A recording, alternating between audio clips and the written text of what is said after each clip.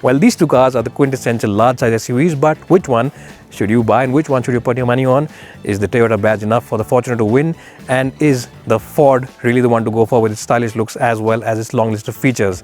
We'll find out the answer to that question by the end of this review. Stay tuned for the next 10 minutes. I'll drive them around, sit in them, talk about the features as well as the comfort, and definitely give you a verdict by the end of this review. In terms of quality, the Ford definitely has the advantage. It's not a big gap up, but it definitely has a clear advantage over the Fortuner. All the materials are a little more plush, a little more upmarket, and just have a better feel to themselves.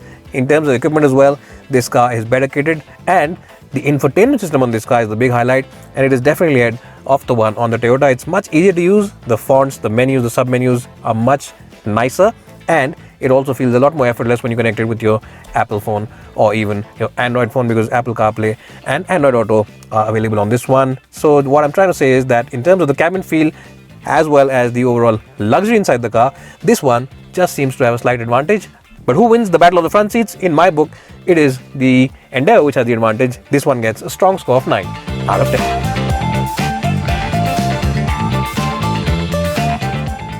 Well, so here I'm inside the Fortuner now, and I have to say that in terms of outright quality, it is the Endeavour which has the advantage. Now don't get me wrong, the quality on this car is pretty good. You get leather over here, there's soft touch materials here as well, but the top of the dashboard, the plastic quality here is really very, not so great, and even the AC vents don't have that same kind of solid quality that the rest of the car displays, so that's something which is a bit of a miss. Also, the touchscreen on this one isn't as easy or as bright or as intuitive to use as the one on the Ford, which has the Sync 3 app.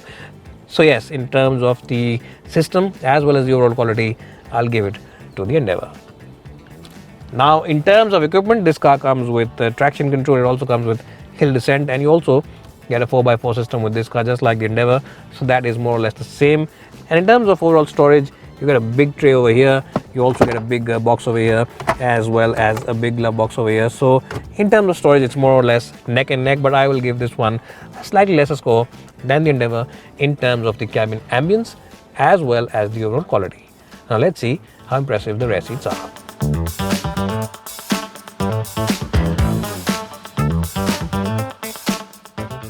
And in terms of headroom and kneeroom, this car is at par with the Endeavour. Where it does fall slightly behind is in the seat comfort. Now don't get me wrong, in isolation the seats on the Fortuner are really very good, very comfortable, but this car doesn't have the same kind of softness or that same kind of suppleness that the cushioning on the Endeavour displays. So that's something which is slightly behind. The floorboard on the Endeavour that seems to be a little more higher than it is on the Fortuner. So overall, who should I give the award to? I think it's a tie in the backseat department with both these cars, because this one seems to have a slightly opener cabin, but seat comfort is slightly behind, and that one just seems to have the edge in overall cushioning.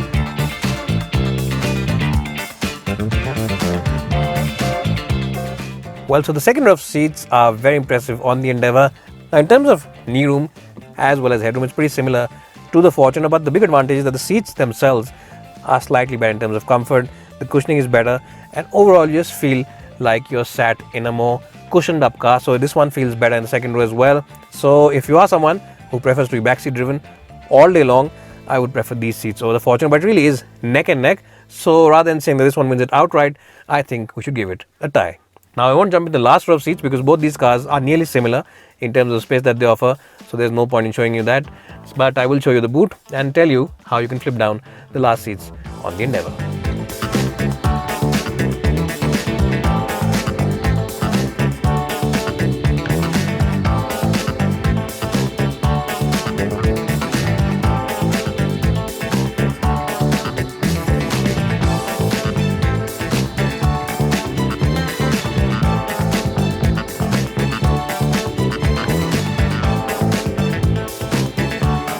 Well, so the Toyota Fortuner comes with two engine options. There's a petrol 2.7 and there's also diesel 2.8. Now, the Endeavour doesn't come with a petrol option. So if you want a petrol only, then this is the only choice you have, because this one has the advantage in that department. In terms of driving, well, no big and large SUV can truly be called a driver's car. But that said, this one definitely feels like the older school SUV. Just like the Endeavour, this one is also built on a ladder frame chassis. There's a ladder frame and there's a body on top of it.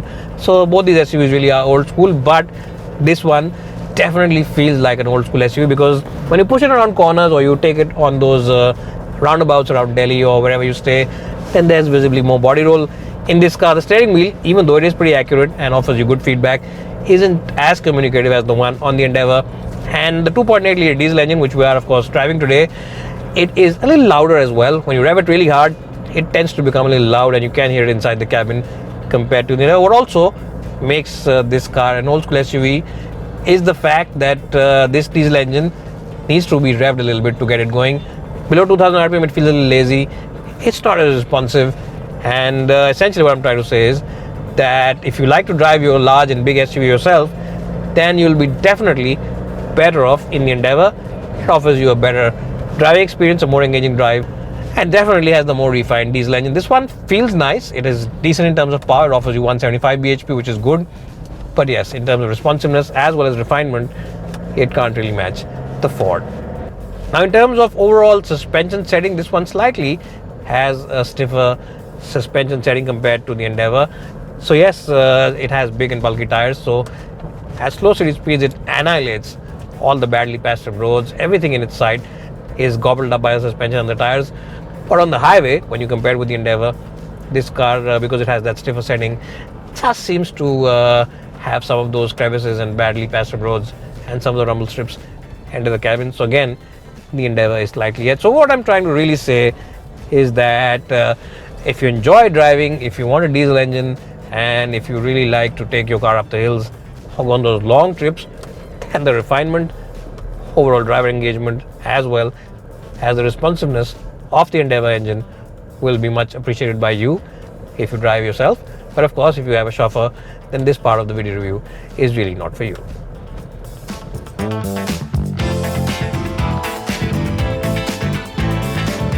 Now this car comes with two engine options, and both of them are diesel.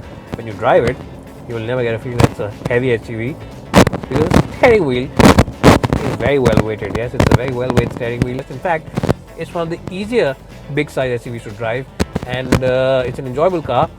In one word, if I had to describe the performance of this car in one word, then that word would be effortless.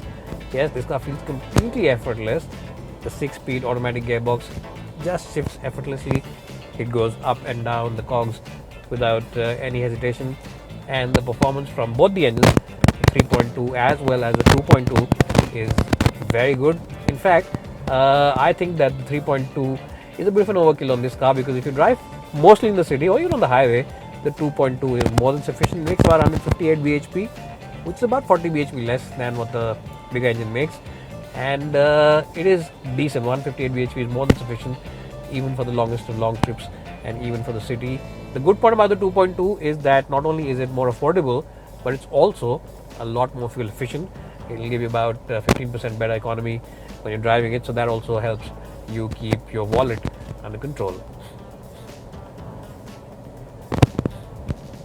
Now talking about the performance of the 3.2, which I'm driving at the moment, it is a very powerful engine. It makes about 197 bhp and also makes about 475 Nm of torque, which is a very good figure.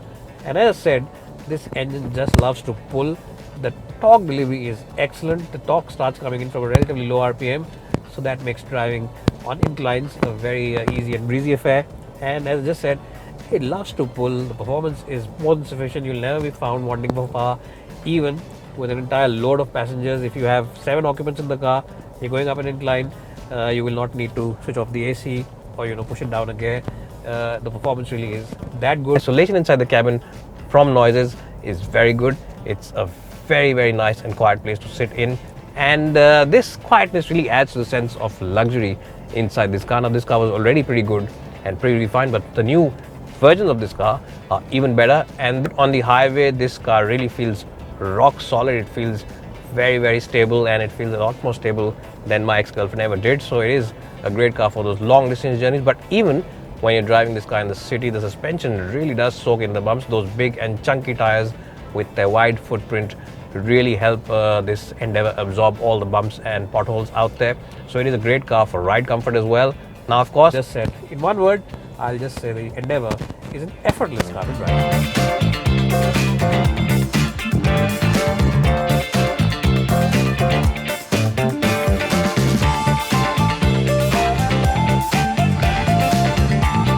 Overall, I'm sure that you know what I'm going to say about this car, and I'm going to say only positive things because this is an exceptional product, and I think this is the best SUV at this price point in the large SUV segment. But also, remember, if you're in the market for a luxury SUV, a compact luxury SUV, maybe something that the Germans make, then I think you should definitely check out this car as well if you have that kind of budget, because this car will give you a full-size SUV feel, it'll give you greater performance, and it'll also give you better cabin space, not to mention that feeling about having a macho SUV rather than having a compact SUV, which those manufacturers will offer. So what I'm essentially trying to say is that this is a solid, no-nonsense, large-size SUV, and this really is the real deal. I'll give it a strong score of 92 out of 100. Bye for now, and hope to see you soon.